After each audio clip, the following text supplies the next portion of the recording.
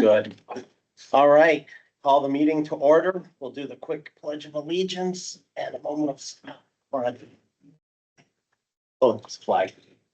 I pledge allegiance to the flag of the United States of America and to the republic for which it stands, one nation, under God, indivisible, with liberty and justice for all.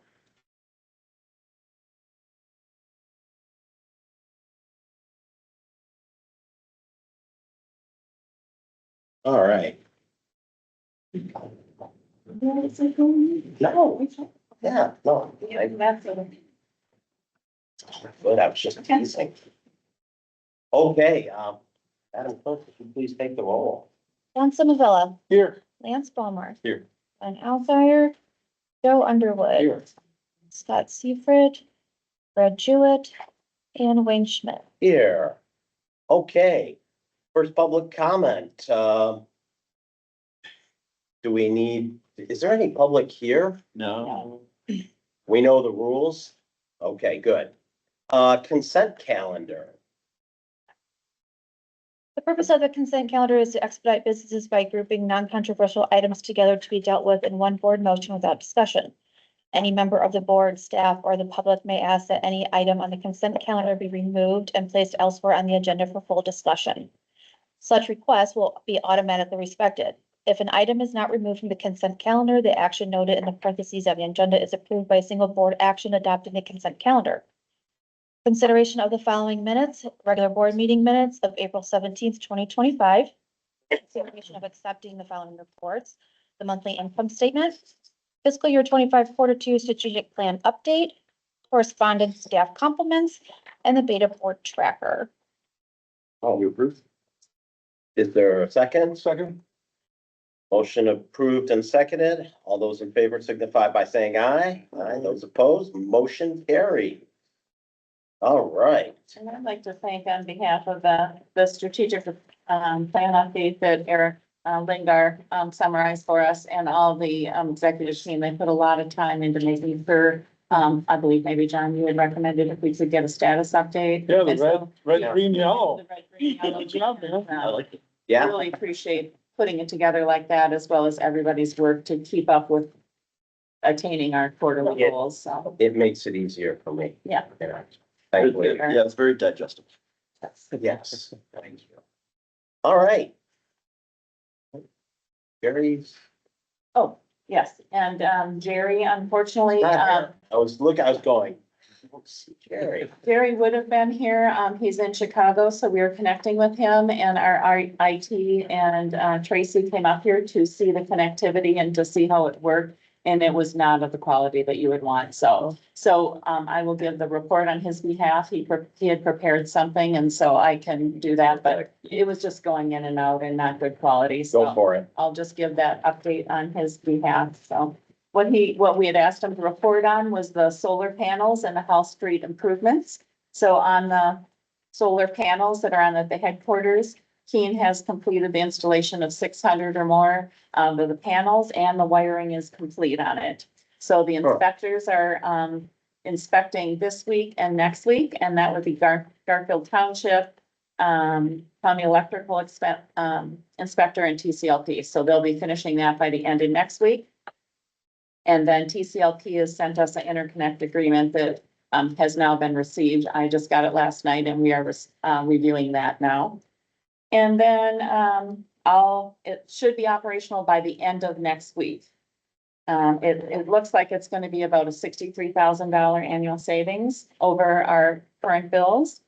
And we're pleased, according to the facilities people, we're pleased with the work. It was within our terms and within their agreement with no added cost. Just a quick question, $63,000 savings to us.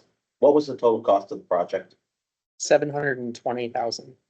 So was it gonna take about 14 years then to pay it back? Something like that, yeah. And the life expectancy of those solar panels, 20 years roughly, if not a little bit I more? can't remember off the top of my I head, but just- it's, Again, yeah. it was a grant. It wasn't out of operation. No, I know it wasn't, but still, it's just, yeah. Versus LED bulbs and things like that, conservation and other ways. Good, cool. Then the Hall Street improvements, Walton Excavating and Shoreline Electric are there now as we speak. So the underground conduit across the north side of the building, was completed yesterday. We stopped by there on the way out here and they're right on schedule as well. On the northeast corner of the building is where that zone 5, we've had repeated issues over the last several years. And so that is what's being, replaced now. So, instead of closing the whole facility and trying to identify an area somewhere downtown that cannot operate out of, it's just doing that zone 5 and then some inside work to the building. So we are currently able to use, the facility, the transfer facility, and the buses are still able to go out. Eric worked with downtown and, has about 9 of the, meters bagged for us for the 2 days, or that it was very inexpensive just to bag it. So our buses and, trails, Indian trips. Indian Trails bus, they can park out on the street. So it worked pretty smoothly yesterday and the day before, Monday and Tuesday. So that's going well. Yeah. And it will be done, about 3 weeks of work that's gonna take place so long before the Cherry Festival is what our goal was. So it got a little bit later of a start than we had hoped, but it is on schedule. Yeah, so that's what he was gonna report on. Great. Thank you, Jerry. Well, Jerry, you keep going. So as far as my report, I just wanted to report on just a couple things. In your packet, you should have the written report, but there are a couple items to highlight as well as some new items that I did not have on there. I know I present to you every quarter our turnover report. Well, it's not the end of a quarter, so I could at least tell you for the month of April, 0% turnover. So 0? 0. So what I Wow. would tell you is, about 5 years ago, we were looking at, 10% turnover. In the last few years, we set a goal of 5% turnover. And the last several months, it's been 0 to 2.38. So we've really cut back on the turnover. I think you can credit that to a lot of different things. I'm really proud of the team that we have, but to have 0 turnover is pretty amazing. 2.38. 2.38. Yeah, I'm joking. Oh. That's Yeah, incredible. so it's great Yeah, turnover. We also just recently did a total rebid. So that's where about once a year we look at all our bids that are out there and all our, things that we need to post, redo them and post, so that everybody can bid. It went very successfully. I would like to thank Eric Falcon at the end of the table here. He did a lot of the work along with, Meredith was on and the whole operations team, but the rebid went very well. And that gives an opportunity for new drivers to bid on things. We actually, Meredith posted this morning, we have 5 positions right now that aren't filled. And so we're posting those bids so newer drivers can bid on them as well. So By seniority? Yes. by seniority, yes. Yeah. Airport, just want to give a quick update on that. We, after the completion of 6 weeks, we're running about 1 passenger per day. As you know, that runs from like 4 to Per hour. per, I thought it was per hour. it really is per day. Oh, per day? Yeah. Okay. It is? Yeah, we've had 6 weeks of it, which is about 30 days, and we've run 28 trips. Okay. Yeah, I think Is it- he just miscalculated. Okay. Yeah, so it's Yeah. about 1 a day. Is So it, we have some days that there've been 2 and some without. is it because there's no nighttime pickup? We do hear some concerns and we have shared with people about, we want to pilot this first. And then we will look at, there's a lot more issues to address in having an evening one. The only reason I say that is that if you don't take your car, Mhm. you leave that 5:30 jet, 7 AM jet, 7:05, there's a bunch of them. And there's no nighttime pickup. What they're doing is coming back by link. They just can't come back on the link at the 11 o'clock. or Right. 10 o'clock. They Or come if back the during- flight's late, that's where I think, if it were me, that's where I'd be skeptical, just because I can get there, but I can't get home. I know okay. when I come back on that 11 o'clock flight. So Yeah, if and if it's late, Monday to you're- Friday, so people that come back on Saturday or Sunday currently late can't do it, but that we're getting link service to the airport outside of that morning window. Or that So- early morning flight and the last night flight, those are the two that we can't cover. Midday is fine. Well, we are covering the early morning. from Right, 4 to but 6, not at night. Right. So the Yeah. busiest time for the airport is starting this weekend through the fall is when they get the most. So we will really see over these next 2 to 4 weeks as we get into Cherry Festival, what full-time ridership will be like.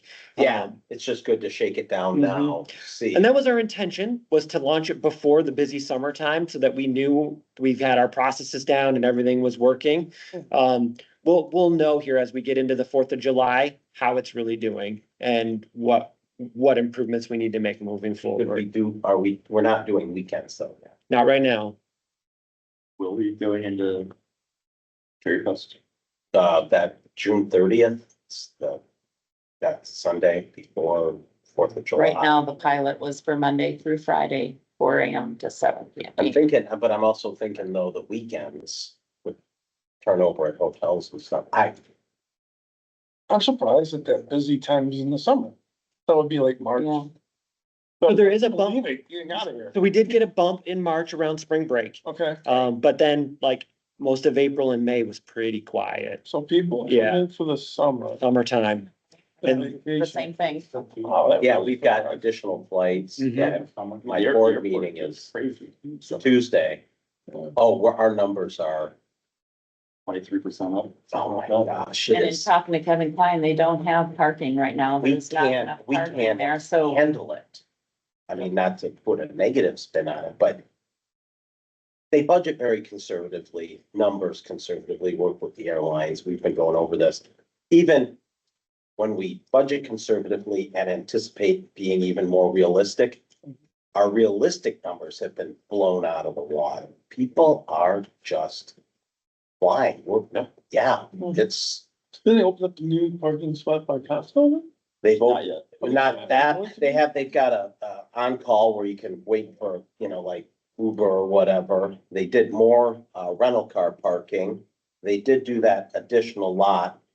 We're looking at off, building there and having the parking company run a shuttle. Yeah. That's how, I mean, There have been a number of instances where I've gotten there, 6 in the morning and driven around a lot, 15 minutes. Sorry. Hoping for a parking spot. yeah, yeah. Wait, there's a beta shuttle. There is, yeah, except I take the late flight in. That's my problem. That, and So you- I nailed it. Yeah, Yeah. you kind of nailed it right on the head, like, I could take Beta, but yeah, my flight gets in at 11, or like, the other day, I got delayed in Chicago, I didn't get home until 2 AM. Yes, then you really, Like, what do I do at that point? Now, if I take the early, like the 1 PM flight from Chicago back, then that would be a safe bet, but it's not often that I take that. yeah, no, that's a tough one to get, especially, The good thing that we're getting a report of the 28 rides that we've given in the 6 weeks is they're very pleased. And the driver that we have specifically was chosen because his attendance is amazing. He doesn't miss. We have great communications with our dispatcher and him as far as we do have a backup if unexpectedly he was ill or something, but he's been very reliable in the pickups and there's been good communication there. So we'll keep, the goal was to monitor this, expand our advertising of it, and then reevaluate at the end of September to see how, as the numbers pick up. Yeah. Also, just wanted to share our EV charger infrastructure at, the headquarters has begun. Also, just an update on our, recruiting of the executive director. I met with TransPro again last week and they forwarded a couple applications. We're interviewing tomorrow. The board subcommittee is interviewing tomorrow morning at 9 o'clock and 10:15 for those 2 positions. And then at the end of that, we'll determine what the next steps are. If there's a candidate or candidates that will go to the full board, we'll do that after those interviews are completed. Also, just I met with the CEO of MERS, which is the retirement system, and some other governmental agencies who get MERS services, and just to kind of look at, what the state of this nation right now and financial analysis of the MERS, and it still looks very strong, and we got a report from the CEO, so it was a good meeting. Our community events have been really strong. Eric and his team and other staff They participated in the My Class with the County Governmental Center. There was like 2,000 students there. It was crazy. They participated in the NMC, like a Beta 101, Kingsley Middle School, so a lot of community outreach. It's been going on. We did receive the 95,000 for the mobility management program. And, the NTD final report was submitted on May 15th. Our 4-year capital plans were submitted to the MPO and to FTA. And, last thing probably I have is the FTA announced their fiscal year 2025 apportionments, and, our, apportionment is 1,971,198, and we budgeted or expected 1,952,137. So very close to predictions. So that was good news to Ryan. So a lot of good things going on. No, it's just that MERS, the contribution, annual contribution, where did that show up? Is that in our budget then? Will I see it there? Yeah, To keep us at Yeah. percentage? mhm.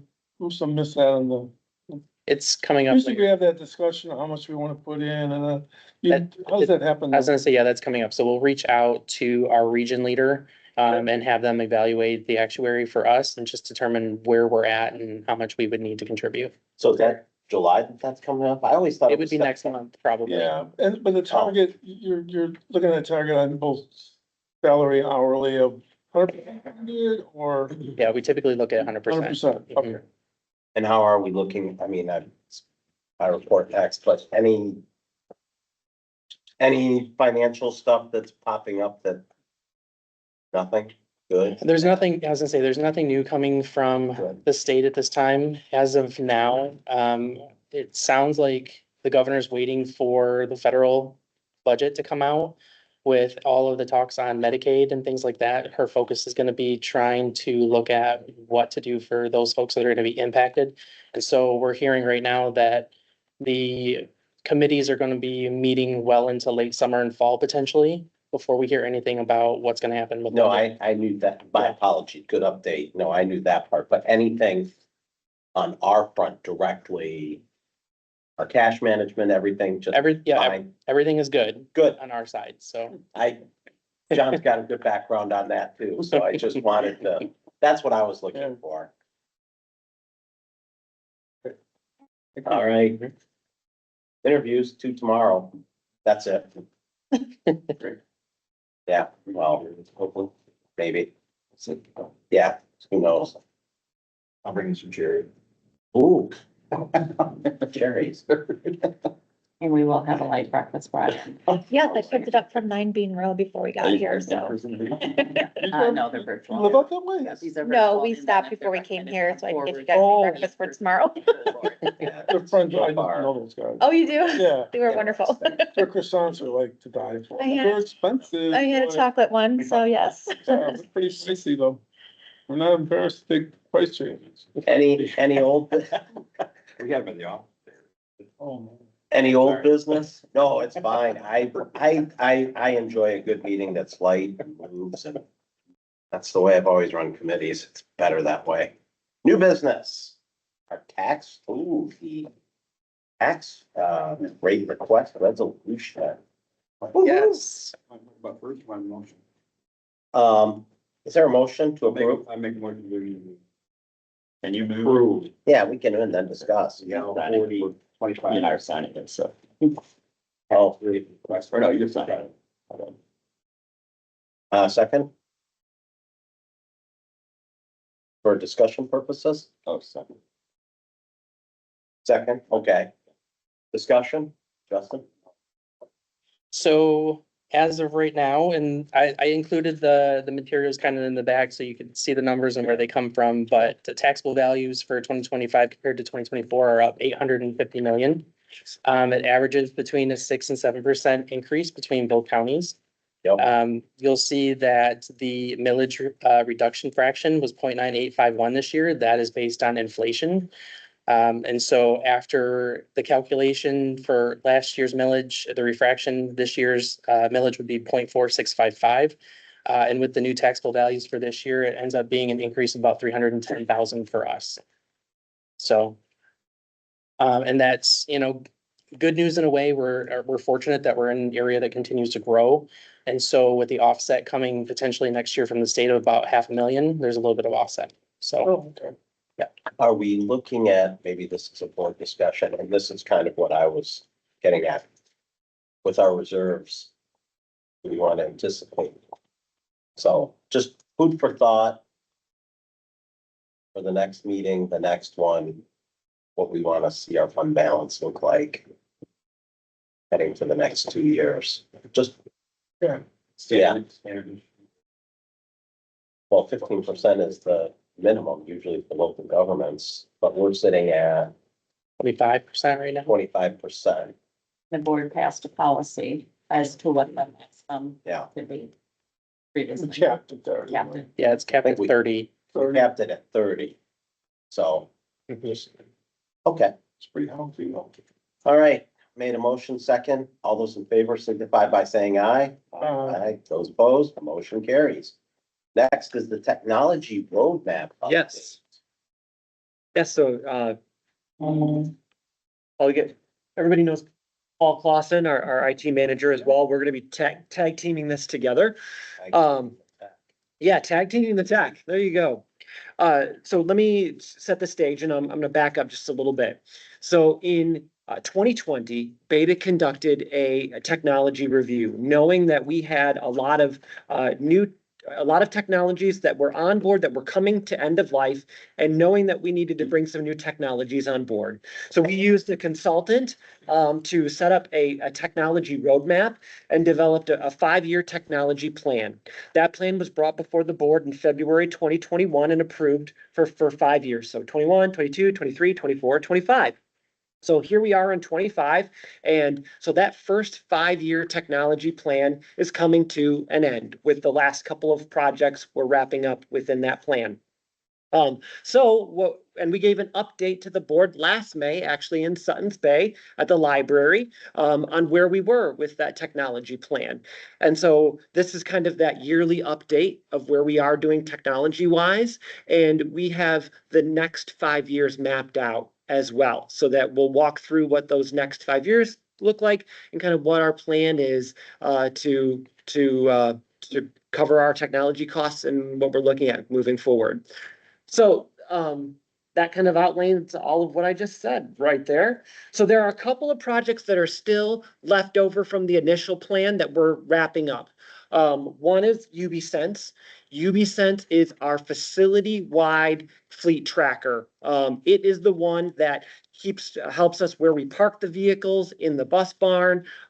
If what the cadence is when they get on property of, do they need to fuel? Should they go through the bus wash? Kind of all of that. And it's an automated system that does all of that tracking and keeps a pulse on our fleet when it's on property. So we are kind of right in the throes of getting the last couple pieces of that finalized. Right now, we've been using it a little bit of the technology that is active, but a lot of it has been a manual process that operations is still kind of coordinating when they come on board. But once UBSense is fully live and up on board, it will be able to automate all of those different pieces. The other part is IMGIS. If any of you guys are familiar with GIS systems, they help with geolocation and tracking and things like that. The facilities team has brought on IMGIS to track every single piece of equipment at our facility. So we're talking about furnaces and boilers and things like that, but it's also got a 3D rendering of all of those items. It's got a 3D tour of our entire facility so that when a contractor comes to our facility, Kurt can send it ahead of time and be like, here is where boiler number 2 is, and here's the path, and here's what it looks like, and here's the access that you'll have to it. It also will help keep track of the maintenance schedules on those things. But then it goes even farther than that. We're building in all of our bus stop locations. So do we have a shelter at a place? Do we have a bench at a place? When was it installed? And there are photos and things that are associated to all of those different pieces too. So this is a system-wide, basically tracker of all of our infrastructure and things like that. Is there any functionality that I missed on that? I No. think you hit How it. did- Okay. If I may ask. Yeah. How how do we find our contractors and tradespeople? Do they use it and find it Yeah. user friendly? Are they Yeah, so actually, appreciative? I mean, how is it? yeah, so we're working with, Johnny Green is actually putting all their work orders into it as well, so we can track all their work orders. They actually have access to it. So it's full tracking of all the service records, right? And we have to have geotags for all the stops and everything as well, so we can actually see where those locations are. You can look at, see what assets we have at each location as well. I got two questions. Sure. When you're doing your interfaces on your stops, Mhm. what is your interface with the two county road commissions? So they know where those stops are. So I've we, been on this for a couple of years now about, we need to build out these stops to protect the road as much as the bus when they're pulling on and off. We've been working with that. Well, your predecessor. Oh, okay, so, That when you pull a bus on and off a road, you are injuring the road. So I'm gonna speak for Leo, I'll even have to talk to him. Sure. Grant drivers would like to know where those are so that we can begin to fortify where those buses pull off. sure, Or work through to fortify where buses pull off. And we have our own GPS, obviously, so we know where everything is, and we would love to have those on our system. Yeah, if there was a- They are. so once those are all up and running, I would say we could, if there was a way that we could connect, Okay. when we can hand it over to you and you, Okay. and it, but if there's a way, Joe, that we could get them to talk to each other or integrate, Okay. that would be fantastic. Okay.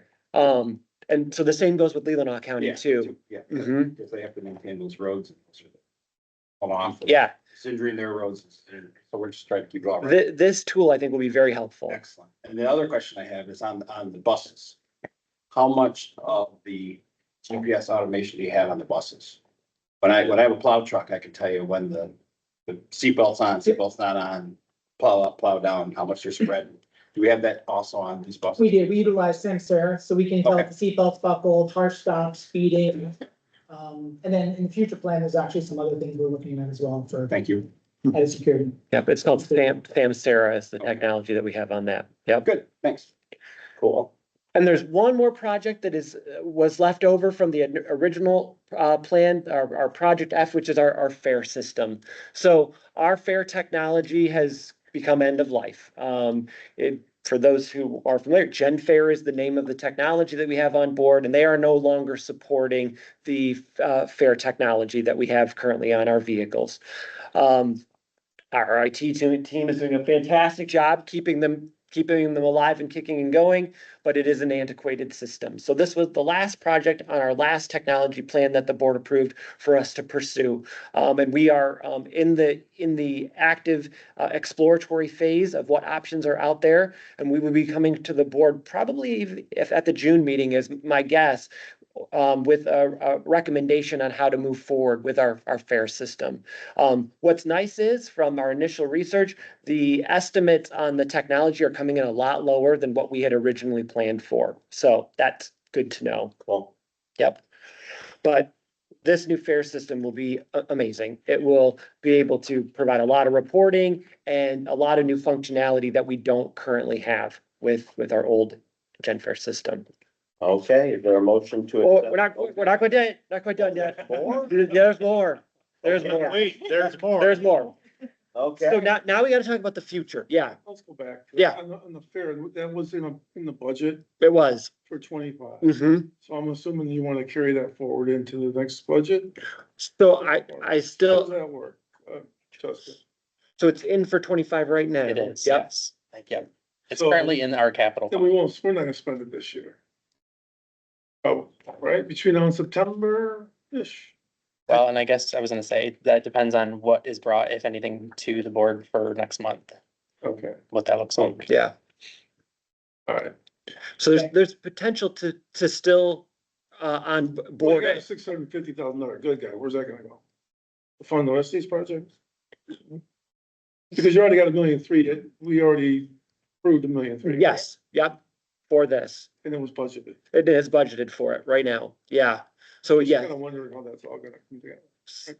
so yeah, I don't know how we would. How would you do that? I mean, the funds are there, so in the event that it comes in under budget, then at that point, that those funds still remain in capital plan and And they then go it can be carry. used for something else, yeah. Okay, that's good, thanks. And they would carry forward for this. So I guess there is more. there is, so And John, that was purposely, I don't want to say delayed, it was postponed and reprioritized as far as the fare system review. mhm. When we moved into the new headquarters, we wanted to focus our time on our punch list there, and then the fare box was gonna wait till June.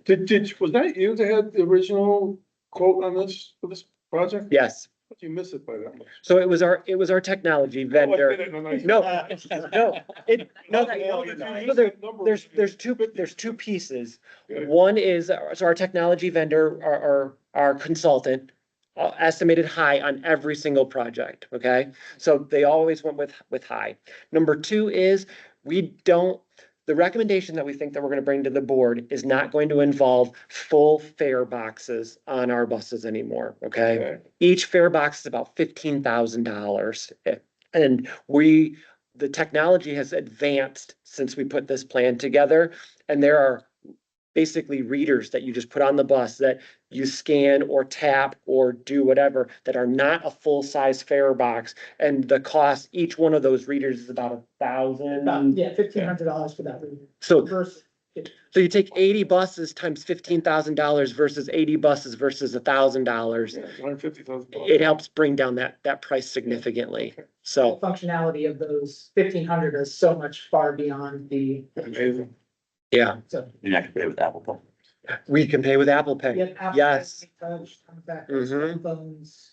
I think you're QR gonna blame somebody else for that. No, that was on I us. remembered it was you. It was me. I wanted to see what you're gonna say. No, it was me. Yes.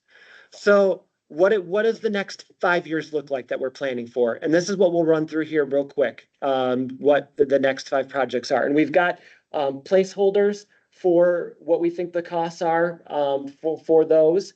And I'm gonna turn it over to Paul to walk through the 5 projects that we've got identified here.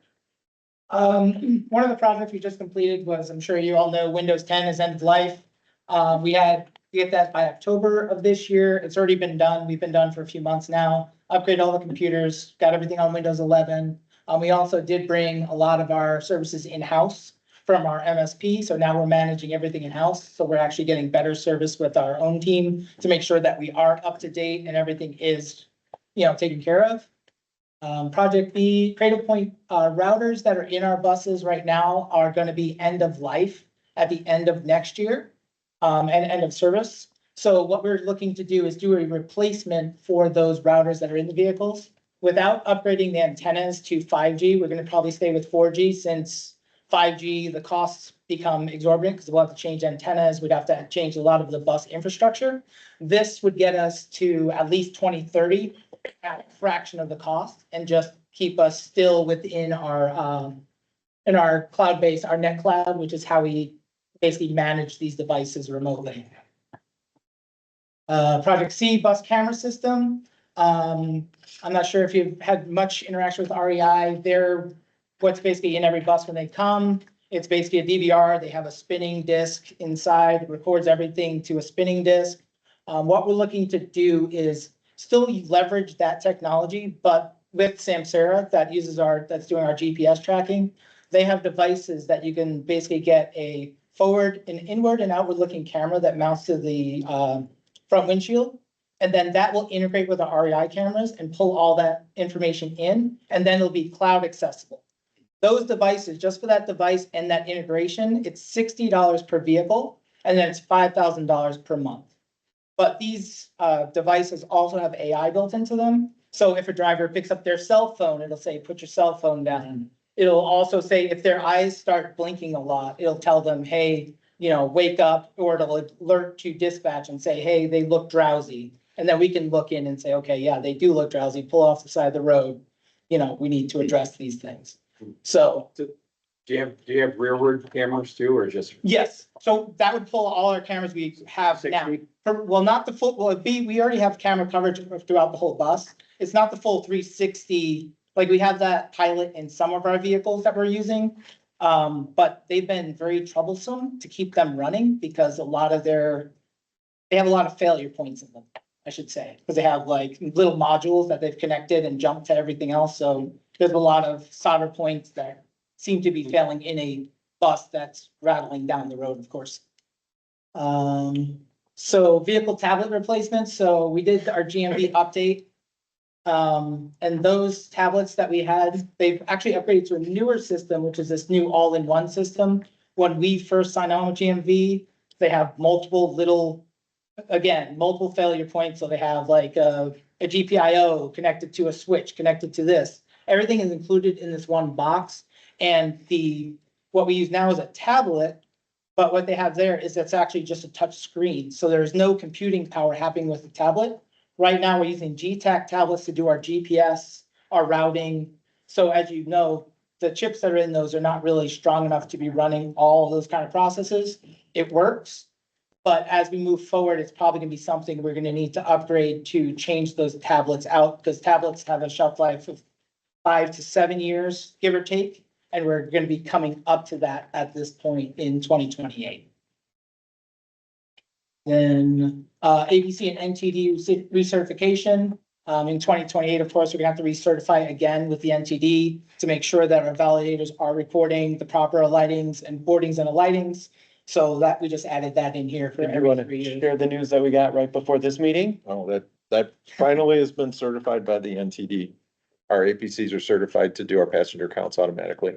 So we installed the passenger counters over the doors that did count every single passenger that come on and off the bus. And the FTA gave us official approval today for that all that data is accurate and that we're collecting real-time accurate passenger data with those sensors. Project E, head sign marquee integrations. One thing we have in our fleet, we have multiple different marquee systems throughout our fleet. That drivers have to go in and manually operate, like manually configure. We do all the presets for them, but right now we probably have 63 configurations per marquee in each bus. We have 3 different marquee types in our fleet right now. We used to have 4, but we got rid of 1. So what this is trying to do is streamline that down. And so when they log into their tablet or device and they say, I'm route 2, their marquee automatically goes to route 2. So, because some of our fleet, you might even see it, like they'll be driving around town and they'll say like, Polka Fest. Like, how did they get Polka Fest in there? But there's certain marquees that you can put up PR codes and different things. So this will eliminate all that. They log in as themselves. They just select their route. It automatically does it for them. We don't have that error, like that margin for error goes over there. And then, moving forward, we're looking at possible financial software upgrade to, right now we're using QuickBooks.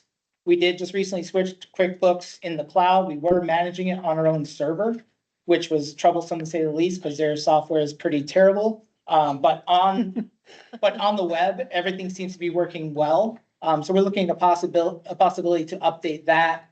Rider experience improvements, basically having more, charging stations on the bus, digital signage, more interaction, ease of getting information to our ridership so they understand our routes and our systems.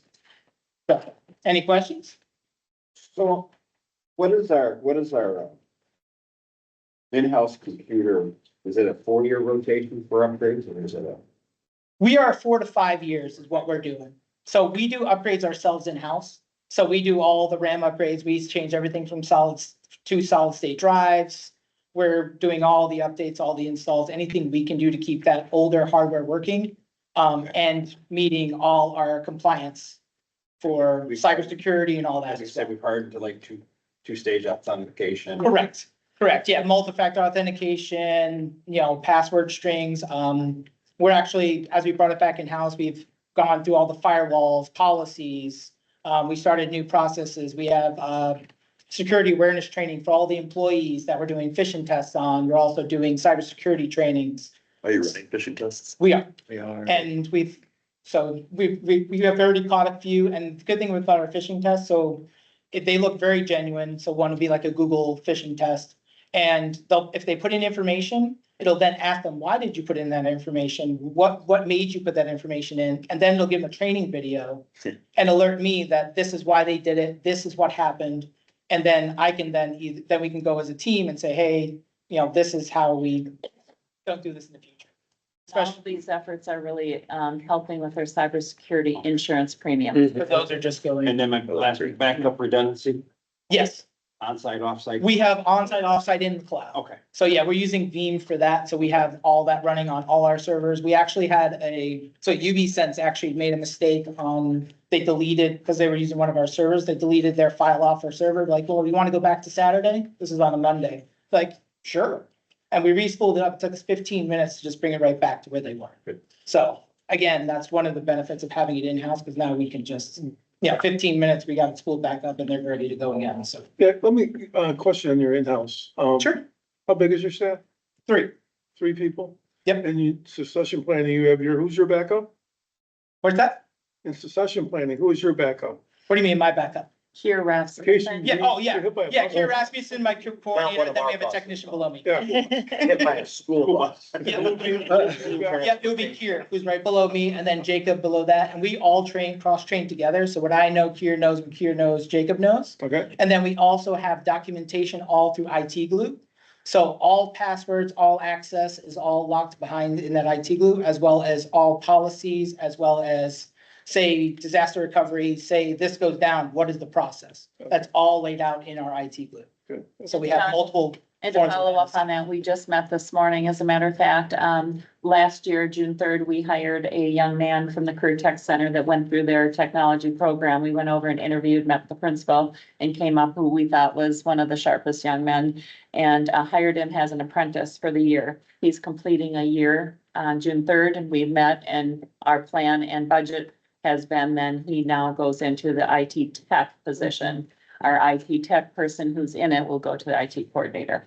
So it's been a plan. He's been evaluated quarterly. The leadership that Paul and Kier have been providing to this young man, he's very good. But the leadership that they've provided to him has really just great growth, and so the department, Succession planning though, it was in the deck, was that yellow or was that red? it was red. Okay, yeah. that's my concern. Yeah, it is. We have some more work to do. We had to move that aside, but That's we what I have work thought. to do in that. Yeah.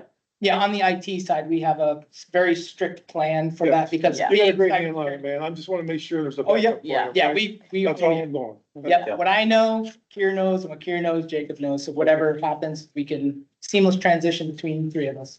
I've been BS by a lot of IT guys. No BS You here, seem to know it. so. no BS Good. here. Good questions, John. All right. Motion to approve accept the technology roadmap update as presented. So moved. Second, Second.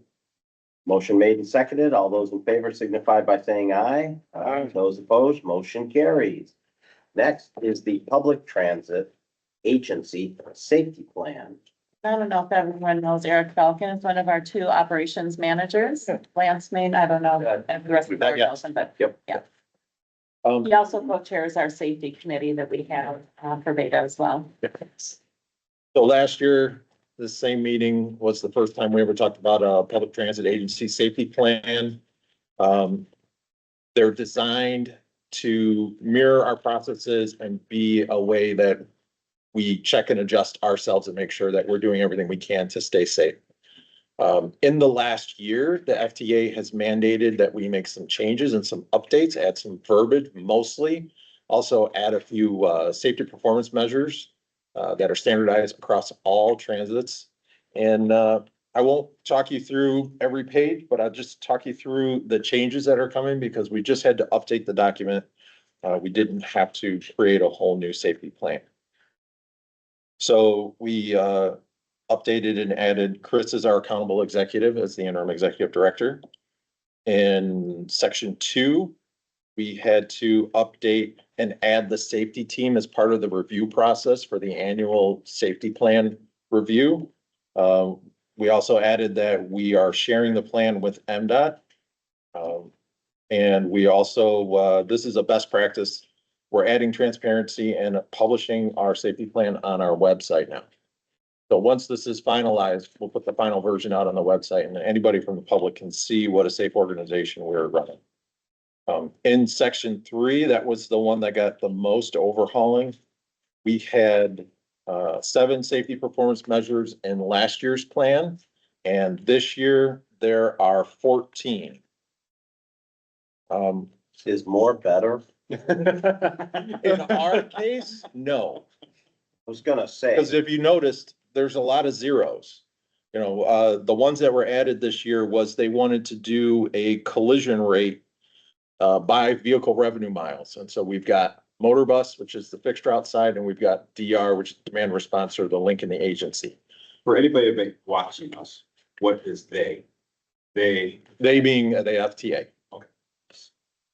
And just, Somebody might have a question. and you asked a good question, because we would agree it's no, they were mandated as opposed to us coming up with them. Yeah. Yes. yeah, that's why Yeah, Mhm. that's a good question. I mean, it's clarifying. who is they? Correct. They are watching. So for the year, we had a total of 2 safety events that were collisions per the FTA regulations, which came in at 1.1 collisions per 500,000 miles, which is an excellent score by any standard.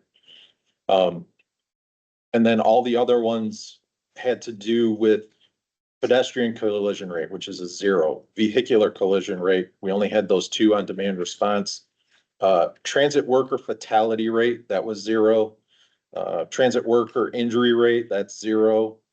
Assaults on transit workers is new, that's 0. And the rate of assaults is obviously 0 as well. So out of all of those, the only thing, it was reported in another column, but it just highlighted the collision rate as opposed to just the collision count. But all of our safety metrics are really good. We've been tracking them for a number of years. We've had scorecard for a long time. So Hats that, off to you and to all our drivers and operations. Yes. people. it's a safety culture. There's a lot of buy-in. I get a lot of people going by my desk and saying, hey, you know what, I was over here and this happened and it's never happened before. Is it something we should look at in the future? You know, trying to be proactive. And this is, you know, employee base wide. This isn't just people on the safety team. Cool. We meet every month. We do not cancel a meeting. Tracy takes really copious notes.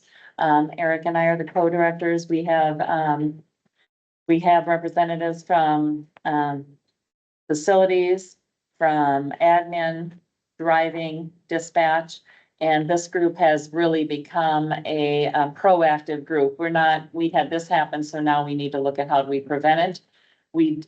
They're definitely bringing in items that this could be a potential, we need to look at it, and we take the team and we'll go to Hall Street and we'll look at if we're having too many accidents that we're hitting the bollards there. So then the team goes down, we look at them and put a thing in place. Our facilities department is very good at following up on the things that, it's easy to give recommendations, right?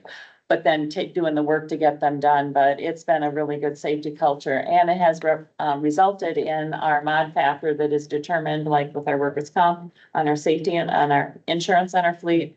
It's really helped out there as well. So we just met yesterday and we gave kudos to our safety team because they are really dedicated. And, you know, we have a new facility. So we called had Myosha come in and do a walkthrough with us. You know, the education division of it, just give us some pointers. We had 30 days to comply with those requests. Not really requests, but identified factors. They were all done within 30 days. And so now we have a facility that has been deemed by Myosha's educational division as, you know, meeting their minimum standards as well. So it really, and if you talk to the employees, they would tell you it's safety focused. We do not harp with our employees on, you need to be on time, you need to be on time. We're not FedEx, we're not, you know, UPS. Safety is our first priority, and our trainer is amazing and stressing safety as well. And this is a lot of information. I literally would say Eric has spent a month with his door closed, doing many other things, but it is a lot of work to put it together and to do what we say we're doing. So thank you, Eric. And that's why I was wondering, more reports, does it make us safer? No, Right? You're spending more time doing reports on things we already were tracking. That's my point. yeah, Rather than you helping drivers and our staff in the offices. The additional reports, is that change? They just done across the board. it's across the board. Okay. Mandated it. Yeah. And, you know, also I would say, you know, there are transits that aren't where we are. So they are needing to track some of these things. While ours may be zero and we don't need improvement in, there are transits that do. Right. So, I just didn't know if the MPO has triggered. It's a good question. That's what I'm Yeah. trying to figure out. Yeah. Well, our transition to small urban did allow us to create our own safety plan as opposed to adopting the MDOT But version. they still require their, Every transit is required to have one though. no, I mean, their categories there. Yes. Yeah. Okay. and we will not need to bring another one to you next year unless there are mandated changes to the plan. that Right, need- or if we identified something Yeah. that we needed to change in the plan. Yeah. And then just briefly in section 4, the changes there are adding specifically that the safety team is included in our processes, what its composition is, how it operates. There's also just a little change. We no longer have employee mailboxes at the new facility. We're trying to be as paperless as possible, so removing that detail from there. And then, we had to provide some examples of what kinds of things employees should report in the safety reporting program. And specifically, they wanted to make sure near misses were listed, so that near misses just got added. In section 5, the requirement was to list the CDC and the state health department as sources for hazard identification and risk mitigation. And in section 6, it was just a relisting of the additional safety performance measures that we had to add. And then finally, in section 7, we had to add preventing fatigue and safety reporting as trainings that we give to new hires and annual training. There were things we already did, we just didn't have the verbiage in the plan. We were doing them and now we're officially doing them. Now we're accountable to it. It's in a report that's Right. It's in the Transparent. report that we're doing that, which you are already reporting on, but now MDOT, the FDA get that report too. yes. I would also at every That's month, safe. we meet with our employees, on the second Wednesday of every month and have a communications meeting at 11:30 and 2. We divide our staff up. Every meeting, we have we open it up, well, we do a stretching first, and then we have a safety message every month. So we look at, if it's getting to be winter, we talk about slips and falls. If it's real hot summer, we have hydration, but we, every month, have a safety message that Eric would report on. Yes, hydration was this month. Yeah. We also, if we see a trend in something, such as probably about 18 months ago, we had two pedestrian collision near misses close together. And so I used the safety message to highlight, making sure you're doing good intersection awareness and watching for pedestrians and just brought some awareness to it so that that number stays at 0 collisions still. We acted on the near misses. Wonder what it's like in Ann Arbor. Probably not as good as ours. Not even close. Anyone been to Ann Arbor lately? Mm-hmm. Yeah. Gosh, I'm surprised more people aren't yet. All right, on that happy note, is there a motion to approve, second? Moved and seconded, all those in favor signify by saying aye. Aye. Those opposed, motion carries. Thank you. Sure. There a second public comment? No, that would be no. Directors and open floor. I have a couple things I want to ask. Uh, So, That's as we, because it's Joe. well, no, if you look at the workforce, I've been Grand Traverse, I can go a lot first, leaving all the Grand Traverse. The majority of the workforce is coming from outside the county. My estimation of what Our work shed has really expanded. So, 45 minutes to an hour to get your work in Traverse City is not an uncommon thing anymore. Do we do any networking with our surrounding counties? Yeah. Benzie, Wexford. And are we able to come up with a way to handle Yes, we do. continually growing, because as more people get shoved out of Grand Traverse County, just because the costs of the housing. Housing costs among others. So, our outreach, certainly Kalkaska in that area, we do outreach there and we start young. We start young, we Okay. give exposure to the area. We can always do more. And I would want to really analyze, to see where our workforce is coming from in our company, but we definitely are pulling employees from Buckley, Benzie, I was out west, Everett and Seattle area. Of course, they put in a new transit system there. Billions of dollars for a light rail. Nobody got it. So I was just curious what we were doing in the same regards, obviously smaller scale. So Joe, I think the transit agencies in the surrounding counties that are our best partners are Benzie, Okay, Benzie Bus for sure. The Wex Express out of Cadillac, and then the CAT bus out of Kalkaska. Those three are the main transit agencies that we work with on a regular basis for bringing folks in and out of Grand Traverse County for work, hot medical, shopping and those type of stuff. Benzie, I would say, would be number one, probably with the Benzie. most, see that bus. the most ridership that we see. And then what would you say? Wex Express from Cadillac would be the next. Okay. And then not out of the question, Manistee, Antrim, and then Charlevoix would be the next three that we have transit that connect. But those three counties are the ones that we actively have connections with and do cross-border So we transportation. don't have any siloing going on, shall I say it? This is my turf. No, so Okay. maybe 10 years ago, we used to do sandbox stuff where Okay. you can't come play with me. And this is a county line and no crossing it. But we're really trying to be more flexible to match transportation patterns of the people that need service. Which leads me into my second question. And if I could just follow up on that one, so the Benzie bus also will come into Blue Base and then we'll go out to the Blue Base and come Okay. in. We'd also have medical transports though that can come right Direct. into Okay. the hospital if That's good. needed, yeah. That's good. So that leads me to my next question. As AI and technology improves, do we have a group that looks at, are there things that we could participate in as they are improving driverless vehicles, as they're improving things like that? Have we ever reached out to say, you know what? Have you ever thought about testing in a rural area?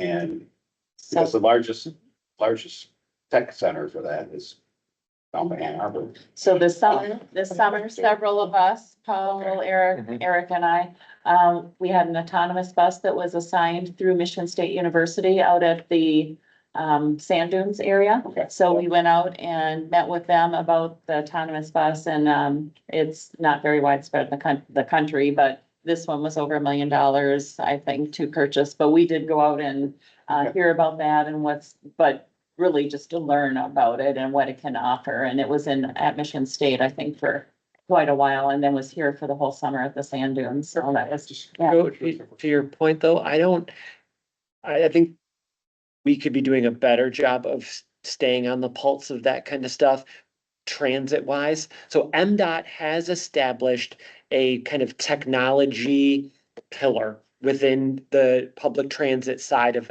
MDOT, where they're trying to do a better job of kind of bringing transit agencies together and stay on top of what technologies are coming down the pipeline. So we participate in those, but I think there could be even more that could be done to try to stay on top of that kind of stuff. And I just got something today from them on one that's coming up. Mhm.